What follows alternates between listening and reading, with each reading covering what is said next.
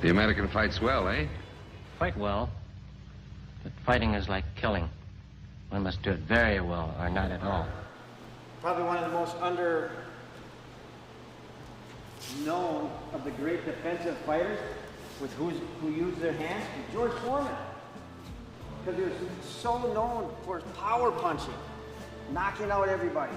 But you watch how much he would spin people off, he would step on and spin one way, and then all of a sudden he'd be, whoa, one shot, the person would be panicky, they'd come in, he'd be tying them, spinning them off, posting on their head, doing all these angles, constantly pressuring the person, walking forward, but angling them, setting them up.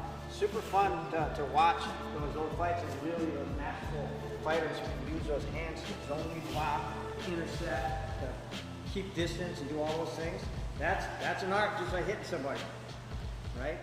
Guru Dan Inosanto was kind of initially the overarching, because he was kind of set the philosophy in most of the things that we do.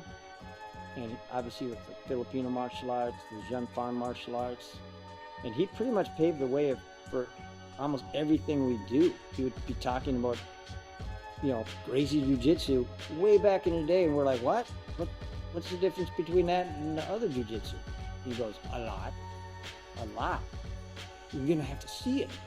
And so he'd talk about it, and then he'd be talking about Wing Chun, and then he'd be talking about Silat. So, and then he's the one who really brought in Achan Chai into the mix. He was one that really spread, you know, Thai boxing, because he attached him to his seminars, which he was doing all across the world.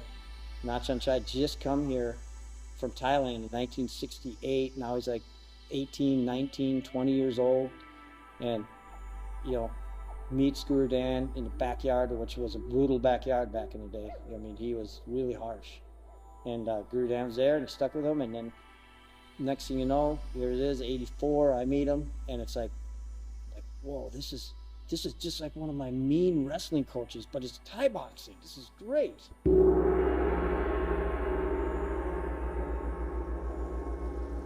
Push me and make me do things, and, you know, look at me and, man, I'm working my kick.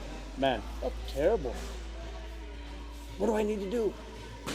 And then he'd fix it, you know, I'd do something, and then, so he's Thai boxing, and he's kind of that mentality of just doing things and pushing yourself and maximizing effort and working hard.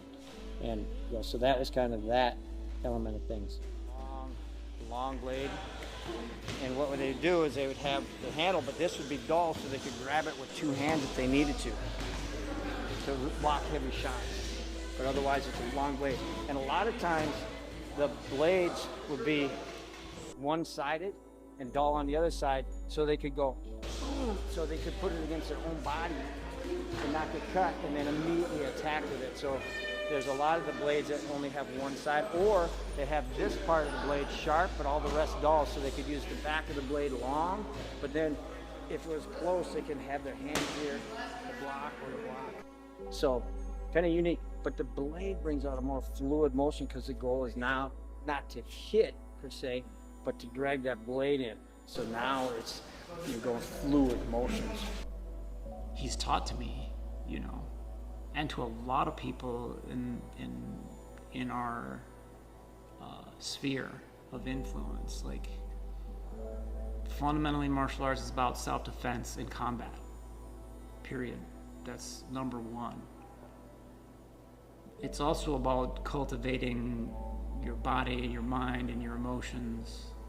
And it's also about making the world a better place. But sometimes I think the self-defense aspect in actual combat gets lost in the mix. And Greg has always made it the project of the school to maintain the combative integrity of martial arts.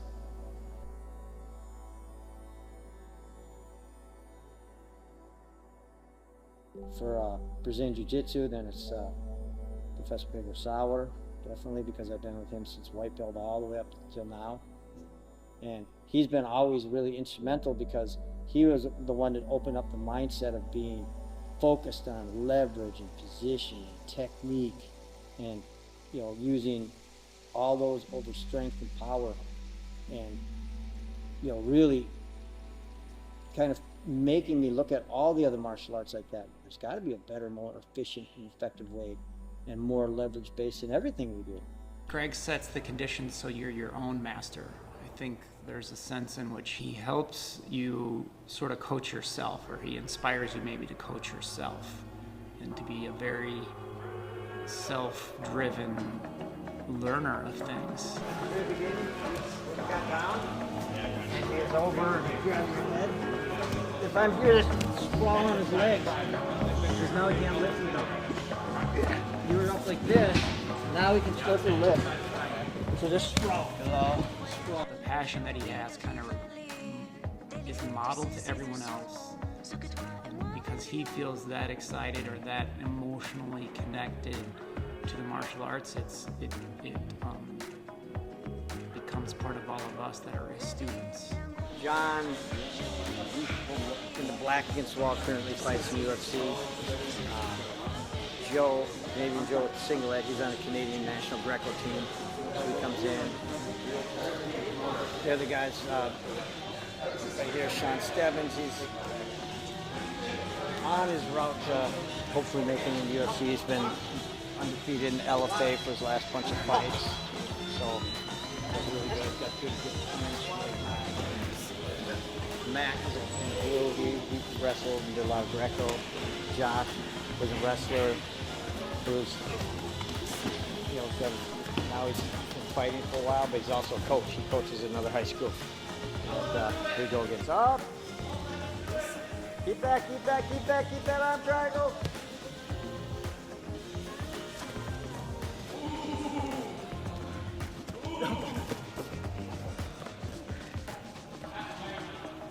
I got about 20 seconds to travel. If the person is able to take you down off the wall, then it's just like they've accomplished their goal. Now the other person's going to try to either reestablish a neutral position, get back to the feet, continue to roll so that they can use that momentum to escape, neutralize, or get back out, start it over. Once they've kind of solidified a position, okay, then we'll stop, go back up to the wall so we can focus on it. But if it's a good roll, we'll keep the roll going. This is our MMA training. We call this Wall Wednesday, so everything we do is on and off the wall. So the whole goal is, obviously you've gotten against a cage, you've gotten against a wall or something, obviously, but we're training for the here MMA. How many fights are stalemated or won or lost off the cage? A lot of them, because he's surrounded. And so every Wednesday, we just dedicate 100% to takedowns off the wall, controls off the wall, defending off the wall, striking off the wall. So everything has to do with dealing with that problem of a fight. Against the wall, your goal is first and foremost kind of take away their ability to do a lot of damage. Because remember, that's when they can throw elbows, they can throw punches, so I can overhook or underhook or do something where I'm taking away their options to be able to use the wall against me. And then it's almost like you're the same process of when you're on the ground to escape. What you gotta do, create space. I was brought up to turn the other cheek, so to speak. It's funny, but I think I went in trying to be tough. I wanted to be strong. But I found as you get more and more skillful, the desire to act big and tough sort of works the other way.